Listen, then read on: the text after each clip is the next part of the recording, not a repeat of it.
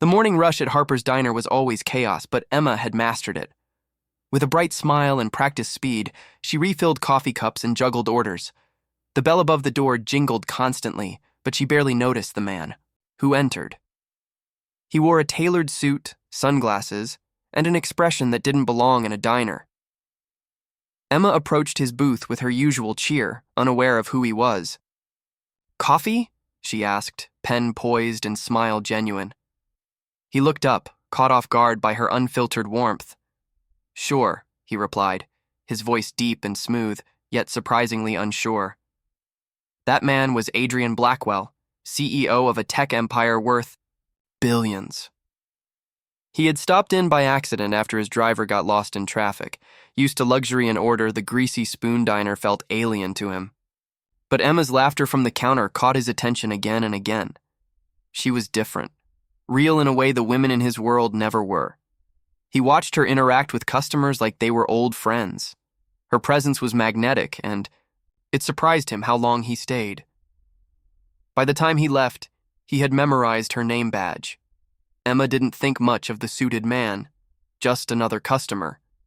But something about his gaze had lingered in her mind. She chalked it up to curiosity and focused on paying rent. Her life was modest: 2 jobs, night school, and dreams on hold. Still, she found joy in small things like baking or late-night books. Unbeknownst to her, Adrian had made a note in his phone: "Return tomorrow." He was a man who never did anything twice unless it meant something. And Emma, he decided, meant something, though he couldn't explain why yet. The next morning, Emma was surprised to see him again. Same booth, same quiet stare. He ordered coffee and pie, something no executive in her mind would touch. "Back. So soon?" she teased, scribbling his order. "It's the pie," he lied, watching her closely. Emma chuckled. "We do have a cult following." Adrian had meetings scheduled across town, but canceled them without guilt. He found himself wanting to know her story, why she looked tired but smiled anyway. "Ever dream of leaving this place?" he asked unexpectedly. Emma blinked at his question, caught off guard. "Every day," she said before she could censor herself. Then she laughed awkwardly, unsure why she opened up. Adrian smiled faintly, seeing the raw honesty in her eyes. "I could use someone like you," he said almost to himself. Emma raised an eyebrow, clearly confused. He shook his head. "Sorry, just thinking aloud." The air between them grew subtly charged, like a quiet shift neither fully noticed. Over the next week, Adrian kept returning, always finding an excuse to stay. Emma began to look forward to his visits, though she wouldn't admit it. She noticed the little things: his cologne, the way he stirred coffee, the way he listened. He asked questions no one asked, about her family, dreams, books she loved. Her defenses started to crumble, slowly but surely. Adrian, in turn, began questioning everything about his world of marble offices and sterile boardrooms. He hadn't felt this drawn to anyone in years, if ever. And Emma. Emma made him feel like just a man, not a brand. Rumors swirled quietly among the regulars at the diner. "Who's the suit?" they asked Emma, nudging her playfully. She brushed it off, but her flushed cheeks gave her away. Even her manager noticed she smiled more during his visits, but one evening Emma Googled his name out of curiosity. Her breath caught when the search results confirmed the truth. He was that Adrian Blackwell, CEO, billionaire, Forbes cover feature. Her heart raced, wondering why someone like him came back for her. The next day, Emma pretended nothing had changed, but her eyes held questions. Adrian noticed the shift instantly, her smile more cautious, her laughter dimmed. During his lunch, she finally asked, "Why are you really here, Adrian?" He met her gaze squarely. "Because I want to be." Emma frowned, unsure how to interpret his words. "I don't play games," she said. "Neither do I," he replied gently. And for the first time, the wall between their worlds began to crack. Emma confided in her best friend later that night. "He's everything I'm not," she said, pacing her tiny apartment. Her friend smiled. "Maybe that's why it works." But Emma was afraid of being a novelty, a distraction from his world. She'd been used before, drawn in by charm, left behind by reality. Meanwhile, Adrian stared out the window of his penthouse, her face etched in his mind. He knew this was dangerous for his reputation, for hers, but walking away never crossed his mind. The next visit, Adrian brought her something simple, a book she'd mentioned in passing. Emma opened it, shocked he remembered such a small detail. "It's out of print," she whispered, fingers trembling, on the worn cover. "I called a collector," he said like it was nothing. For her, it meant everything. The gesture melted something inside her, something long frozen. That night, she stayed after her shift, sharing pie and laughter in the empty diner. When he touched her hand, she didn't pull away. Their secret meetings became routine. Coffee at closing, shared silence, unspoken feelings. Emma found herself craving his presence more than she wanted to admit. Adrian, too, rearranged his schedule just to sit in that worn booth across from her. He stopped bringing his phone, wanting every second uninterrupted. One night he asked, "What would you do if you had no limits?" Emma hesitated, then whispered, "Travel, write, breathe without worry." His eyes softened. "Then maybe I can help." But Emma didn't want a handout. She wanted to rise on her own terms. Rumors reached the boardroom of Blackwell Industries. Whispers of Adrian's frequent absences and the mystery woman he was seen with. His advisors were concerned. This wasn't like him. His father's old partner even confronted him. "She's not one of us, Adrian." Adrian responded coldly, "That's exactly why I'm drawn to her." Still, the pressure mounted, and he knew things were spiraling. But when Emma smiled, the world quieted. She grounded him in ways nothing else ever had. Emma got accepted into a creative writing workshop in Boston. She told Adrian with excitement, but her voice carried hesitation. "It's only for a month," she said, searching his face. He nodded, masking disappointment. "You should go." But inside, he dreaded the distance, afraid it might unravel what they were building. She promised to call, to write, to come back. That night, they walked the city streets hand in hand, cherishing every step. Under the glow of a street lamp, he kissed her like it might be the last time. While Emma was gone, Adrian buried himself in work. But nothing could distract him for long, not meetings, not deals. He reread her texts, replayed her voice messages, and waited. Emma thrived in Boston, inspired by the new surroundings. She wrote about love, identity, and quiet strength, always, with Adrian in mind. Still, doubts crept in. Could two people from such different worlds last?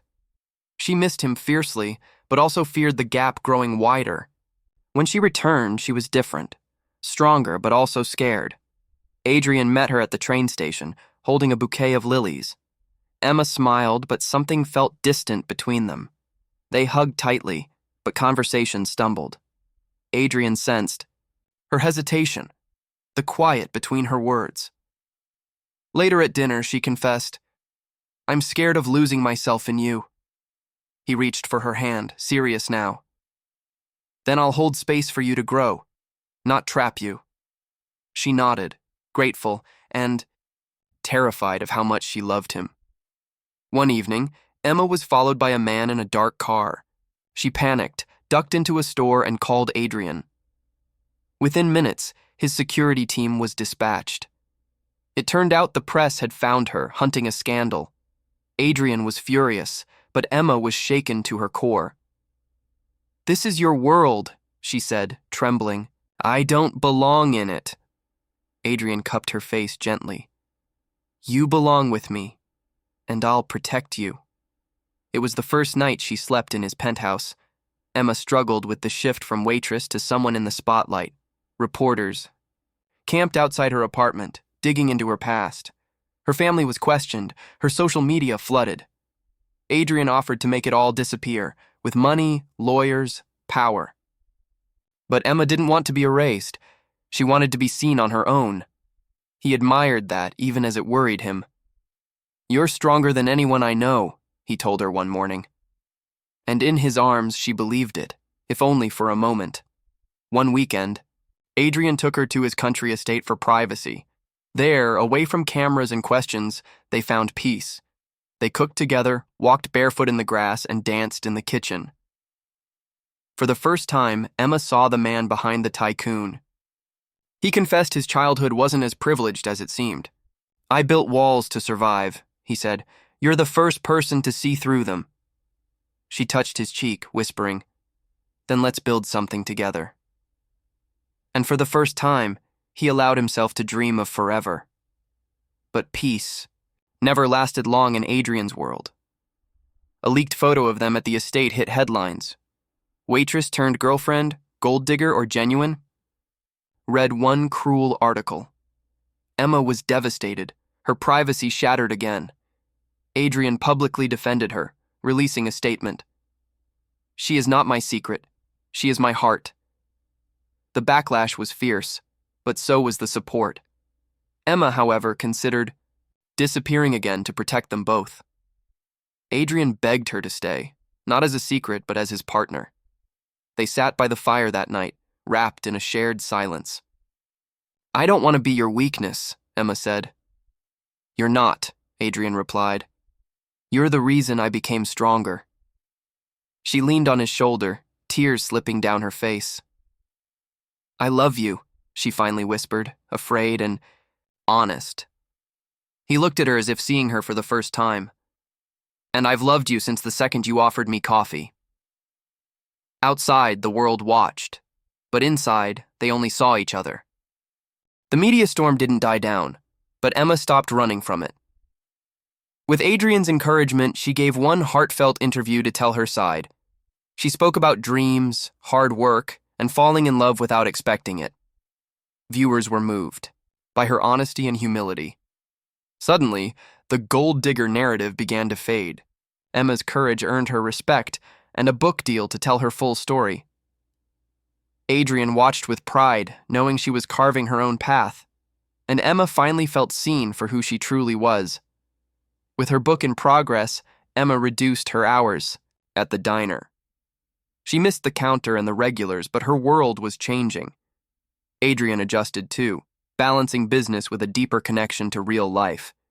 He found joy in small things again, like making breakfast or picking flowers with her. They had fights, of course, over privacy, over independence, over fear. But each disagreement brought them closer, more honest, more in sync. Emma was no longer intimidated by his world. She was learning how to build a new one beside him. Adrian's board of directors tried once more to interfere. They urged him to distance himself from Emma to save the company image. But this time, Adrian didn't hesitate. He told them, "I won't sacrifice love for perception." Some walked out. Others finally respected his stand. Emma, hearing about the confrontation, was speechless. She knew what that kind of statement cost in his world. But he made it look easy. Because she had become his priority. Emma's book hit the bestseller list within weeks of release. Titled Coffee First Then Life, it resonated with people everywhere. She received letters from other women, thanking her for sharing her truth. Adrian watched as she signed copies at a bookstore, proud and beaming. "You're a star now," he teased, kissing her cheek. She laughed. "I just told our story." They both knew it was more than that. It was her voice, the one he had fallen for without even realizing it. One quiet Sunday morning, Adrian brought Emma back to Harper's Diner. The place was nearly empty, the staff surprised but smiling. He led her to their old booth, now aged and polished with memories. She looked at him, confused but smiling. "What are we doing here?" Adrian reached into his coat and pulled out a small velvet box. "I met you here. I became me here." Her breath caught as he knelt beside the table. Emma Grace Carter, will you marry me? Tears filled her eyes before words could. Yes, she whispered, then louder, laughing. Yes, Adrian. The diner staff applauded, wiping away happy tears. He slid the ring on her finger, a sapphire, not a diamond. It reminded me of your eyes that day we met, he said softly. Emma held his face between her hands, overwhelmed by love. I never. Imagine this, she whispered. Neither did I, he replied, but now I can't imagine anything else. Their wedding was intimate, held in the garden of Adrian's country home. Emma wore a simple lace dress, barefoot among the flowers. Adrian kept his vows short, his voice trembling only once. I found peace in your chaos, light in your smile, he said. Emma spoke of courage, kindness, and second chances. Their families cried, laughed, and celebrated with heartfelt joy. No cameras, no headlines, just love. And beneath the sunset, they sealed their forever with a kiss. Married life wasn't perfect, but it was full of intention. Emma kept writing, sometimes reading drafts to Adrian at night. He found ways to disconnect from corporate life without losing himself. They traveled, hosted dinners, and built a home full of laughter. Arguments still came, but so did deeper understanding. They supported each other's dreams, even when they shifted. Emma taught him how to slow down, and Adrian taught her she was worthy of being adored. Years later, Emma returned to the diner, not to work, but to donate. She helped fund scholarships for women balancing work and education. A framed photo of her and Adrian now hung near the kitchen. The waitress in the photo held a coffee pot. The man beside her had his tie loosened and eyes only for her. New customers would ask, "Is that really her?" And the manager would smile. That's where it all began. Emma's legacy wasn't just love, it was rising with grace. Carmosiu. Their anniversary, Adrian surprised Emma with a handwritten note. It simply read, You were the one thing I never saw coming, and everything I needed. They sat on their porch, fingers intertwined, watching the stars. No more suits, she teased, glancing at his t-shirt. No more walls, he replied, kissing her hand. From waitress and tycoon to partners, soulmates, and equals. Love had found them in a coffee-scented corner of the world, and it never let go.